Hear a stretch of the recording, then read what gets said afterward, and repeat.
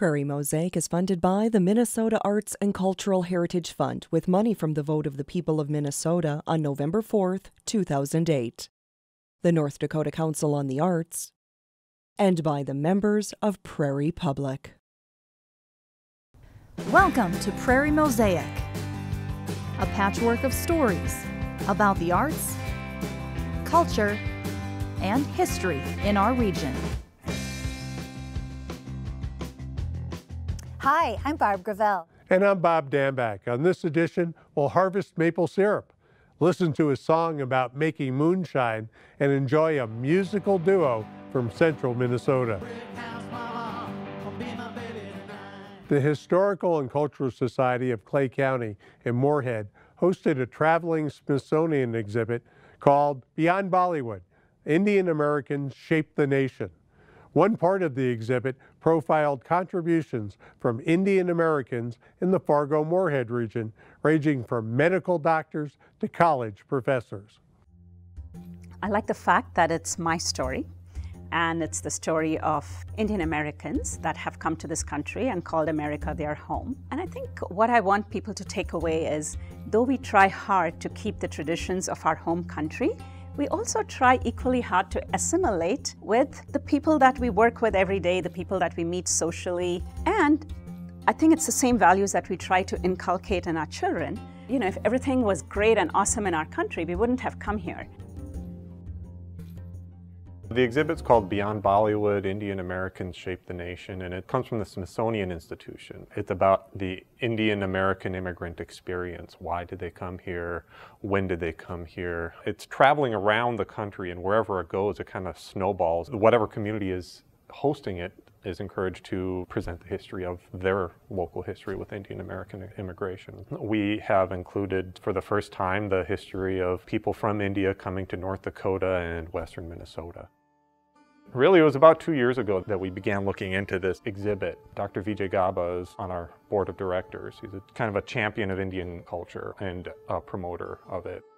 When they came up with this proposal in our meeting, and I got so excited, I said, this will be very good project over here. And they wanted to recognize the Indian American of Fargo-Moorhead area, how they are shaping the Fargo-Moorhead area in different speciality, especially in teaching, in IT department, in research department, in health system, in taxi driver, in motel business, in bringing yoga from there.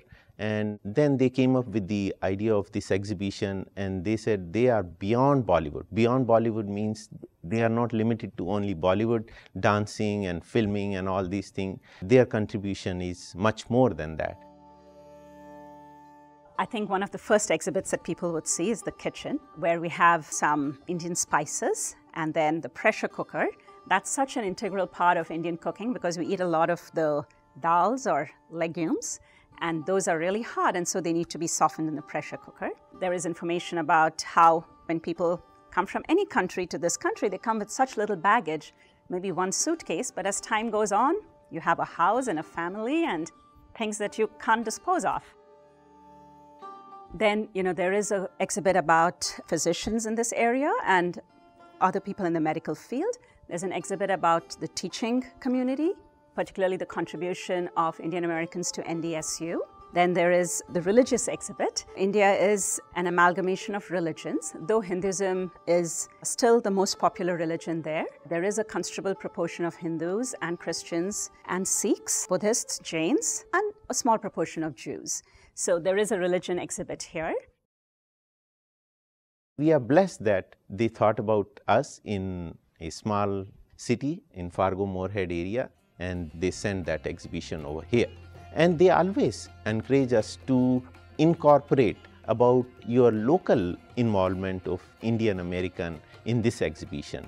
And if you see most of this exhibition, I will say about 60% came from Smithsonian and 40% local Fargo-Moorhead Indian American contribution in this area is showing that.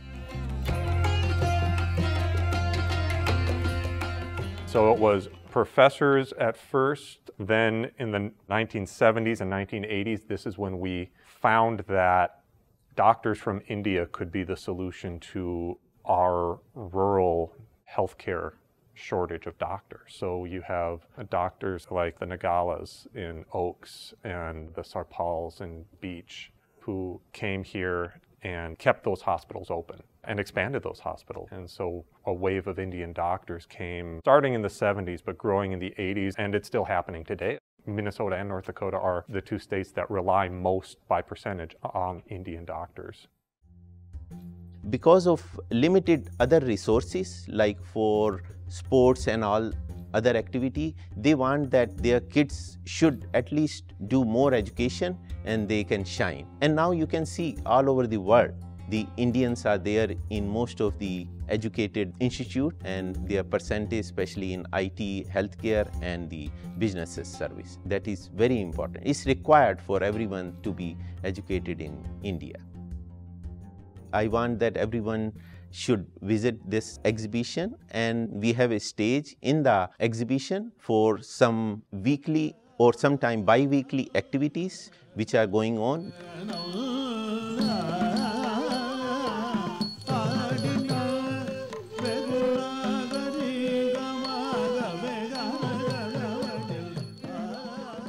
I would encourage people to come to the MCOM Center and see the Indian American exhibit so that you can learn about immigrants. I think immigration is the story of America, and especially with the political situation at this time, with so much of talk about immigration, I think this is so timely to come and see this exhibit. Immigration is not something of the past, it's still happening, and I think it'll continue to happen in the future.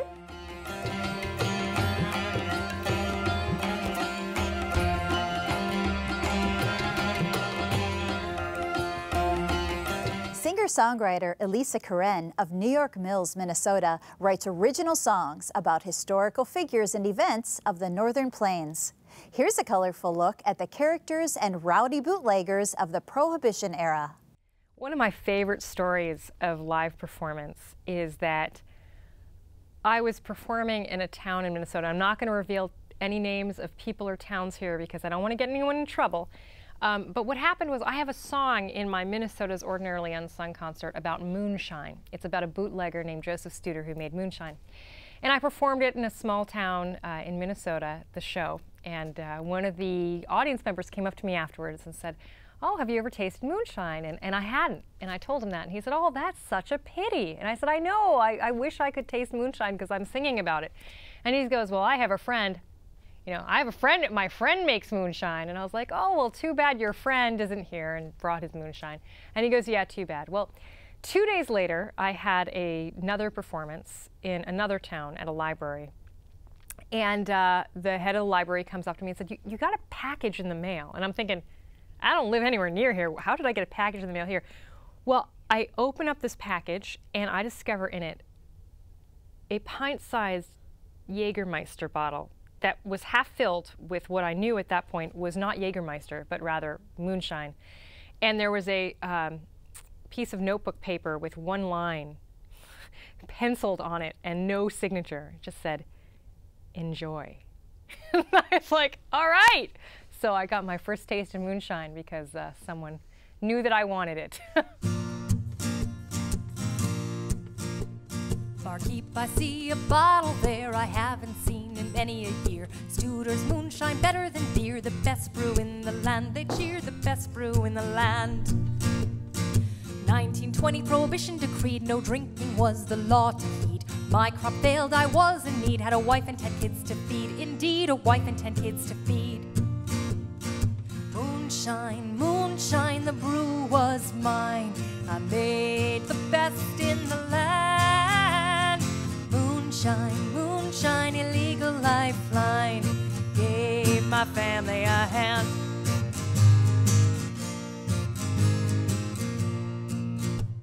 It was simple to make a still in a chop. Use a wash boiler with a copper top. Put a tube on it in the shop and weld the top to the pot. That's all, you weld the top to the pot. Rye, corn and yeast, raisins and prunes, apricots and sugar. Put it all in a clean oak barrel once used for vinegar. That was once used for vinegar. Moonshine, moonshine, the brew was mine. I made the best in the land. Moonshine. family a hand.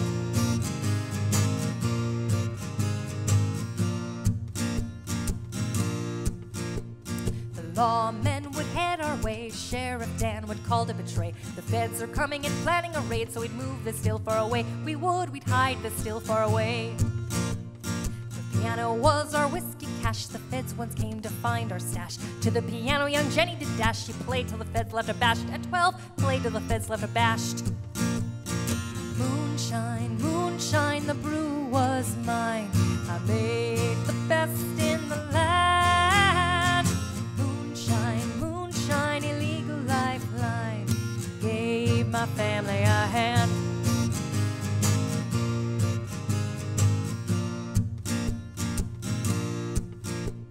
I don't really miss the danger and risk, I don't really miss making brew, but seeing that old Studer's bottle there, I can't help remembering the smell in the air, the sour stench of Prohibition time, as the mash fermented for our brew so fine, as I made world-class moonshine, as I made Studer's moonshine.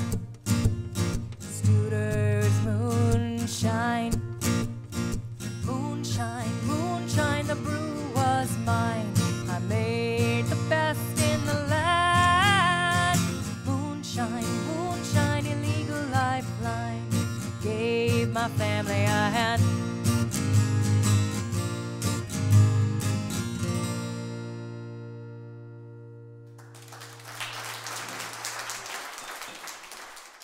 Harvesting maple syrup has a long history in Minnesota, dating back to the 1500s when Native Americans transformed sap into maple sugar. Today, Jerry Jacobson of Fergus, Minnesota, has perfected his method of making maple syrup by accepting that winter weather has a direct effect on his harvest in the spring.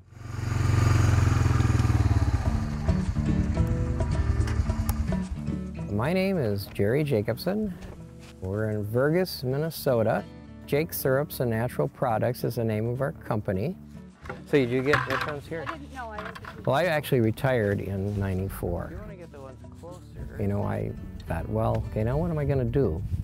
You know, do I want to just hunt and fish? Do I just want to watch TV? Or do I want to have a hobby that gets me outside? We thought, well, maple syrup would be a good thing to do. So we started out with a couple hundred trees. A lot of people like the syrup, and so next year we did 300 trees, and now we're up to about 2,000. Not much in that one. Generally, our season starts about March 9th, and it takes us about 2 weeks to tap the 2,000 maples that we are getting sap from. Really full. And each tap that you put in a tree generally will give you 10 to 12 gallons of maple sap. It takes 40 gallons of maple sap to make 1 gallon of maple syrup. Of course, maple syrup only runs in the spring when the temperatures are above freezing and you have freezing nights. So you have a very small window of opportunity to get the maple sap from the trees. It's about 3 weeks in Minnesota. Out east, they have 5 or 6 week seasons. Pure maple syrup is only made in North America, and there are only 19 states in the United States and 4 Canadian provinces that make maple syrup. And Minnesota is the furthest west state to produce maple syrup commercially. The people that first started making maple syrup in North America were the Native Americans. They didn't make syrup, they made maple candy or sugar because it was easier to carry around. When the Europeans came, they learned how to make maple syrup from the Indians.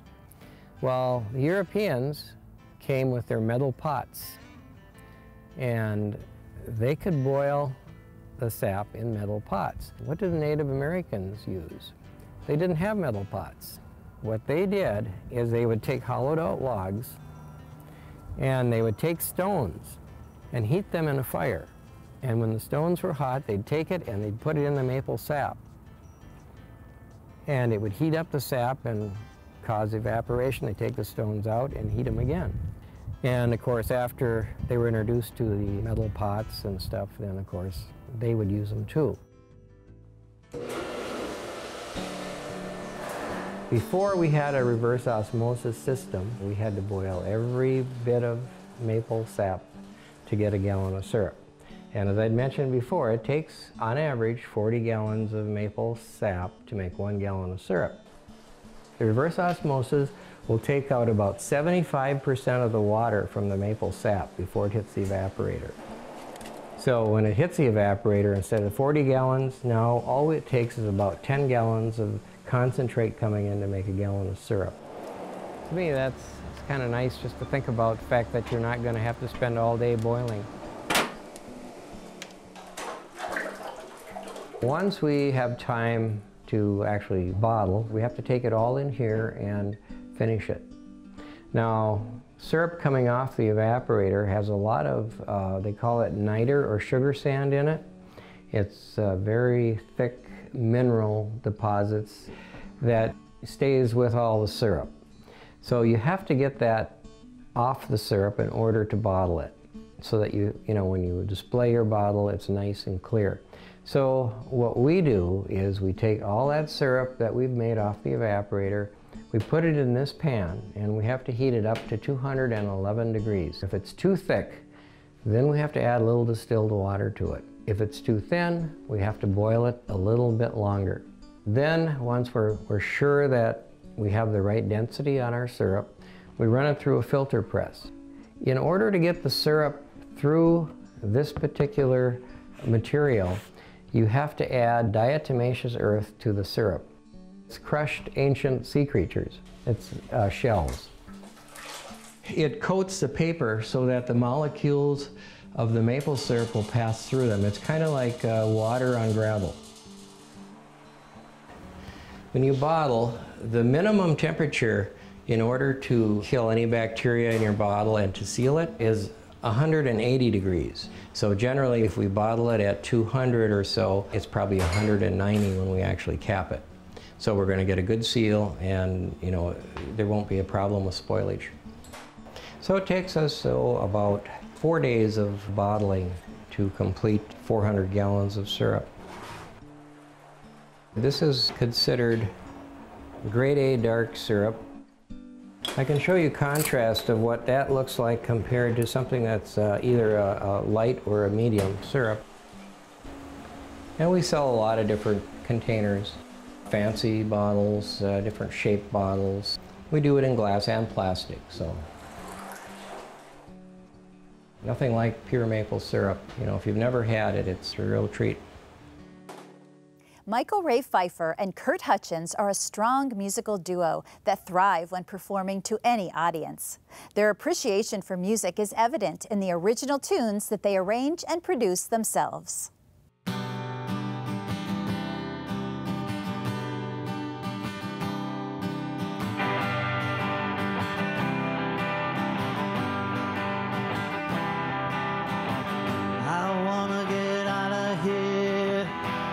Get home real bad. Gonna hop that plane tomorrow so we can stop feeling sad.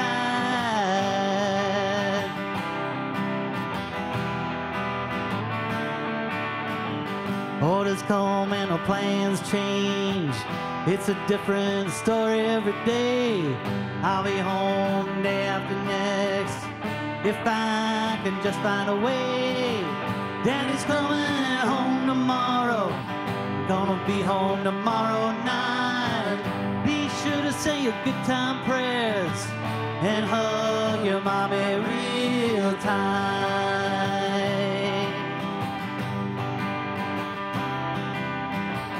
Watch the news on the TV, hope for a real good word. It's better to hear something than to never be heard. Waiting for me at the airport, I can't wait to see your face. It's been way too long of fighting, and I'm trying to find my place. Daddy's coming home tomorrow, gonna be home tomorrow night. Be sure to say your good time prayers and hug your mommy real tight.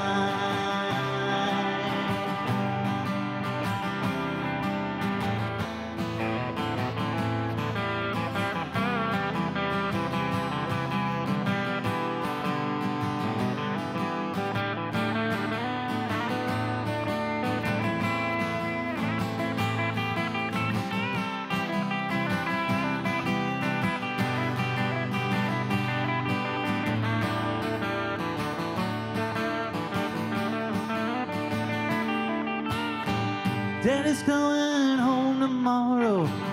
Gonna be home tomorrow night. Be sure to say your good time prayers and hug your mommy real tight. Daddy's coming home tomorrow. Gonna be home tomorrow night. Be sure to say your good time prayers and hug your mommy real tight. Daddy's coming home tomorrow. Gonna be home tomorrow night. Be sure to say your good time prayers and hug your mommy real tight. Real tight. Real tight.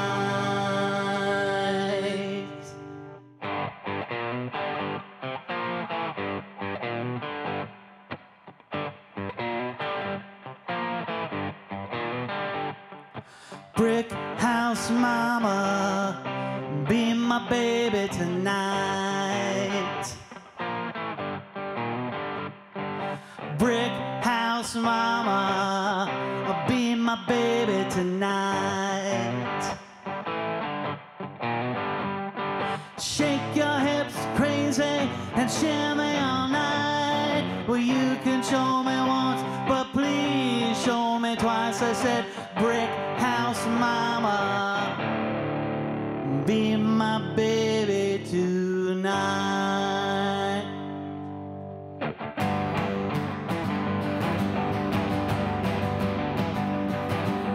Brick house mama, be my baby tonight. Brick house mama, be my baby tonight. Shake your hips crazy and shimmy all night. Well, you can show me once, but please show me twice. I said, brick house mama, be my baby tonight. I knew the minute I laid eyes on you. You were on my mind like a new tattoo. Jump up on the bar and do your little dance. I'll give you what you need if you give me half a chance. I said, I knew the minute I laid eyes on you. Brick house mama, I'll be my baby tonight. Brick house mama, I'll be my baby tonight. Shake your hips crazy and shimmy all night. Well, you can show me once, but please show me twice. I said, brick house mama, be my baby tonight. You gotta believe you're the girl of my dreams. You'd make my day if it only kissed me. Turn on the lights so I can see. Come over here and set me free. Well, you gotta believe you're the girl of my dreams. Brick house mama, be my baby tonight. Brick house mama, be my baby tonight. Shake your hips crazy and shimmy all night. Well, you can show me once, but please show me twice. I said, brick house mama, be my baby tonight. All right, let's go.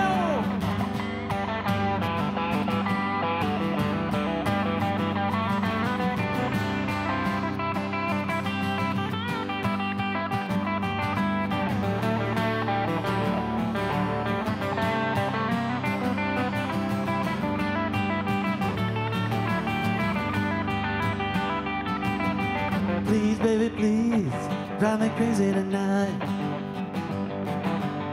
Come on, darling, look me in the eye. I'm gonna love you till the day I die. I'll get on my knees and testify. Please, baby, please, drive me crazy tonight. Brick house mama, be my baby tonight.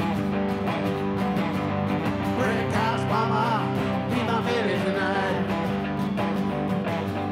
Shake your hips crazy and shimmy all night. Well, you can show me once, but please show me twice. I said, brick house mama, be my baby tonight. Brick house mama, be my baby tonight.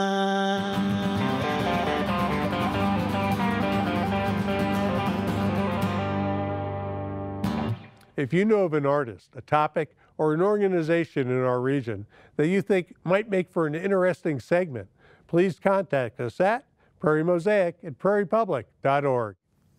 You can watch this and other episodes of Prairie Mosaic on Prairie Public's YouTube channel. And please follow Prairie Public on social media as well.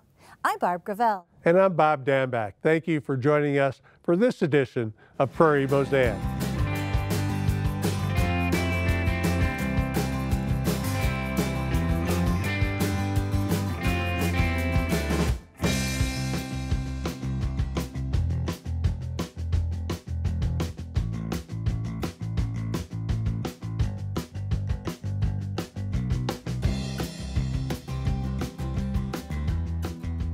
Prairie Mosaic is funded by the Minnesota Arts and Cultural Heritage Fund with money from the vote of the people of Minnesota on November 4th, 2008, the North Dakota Council on the Arts, and by the members of Prairie Public.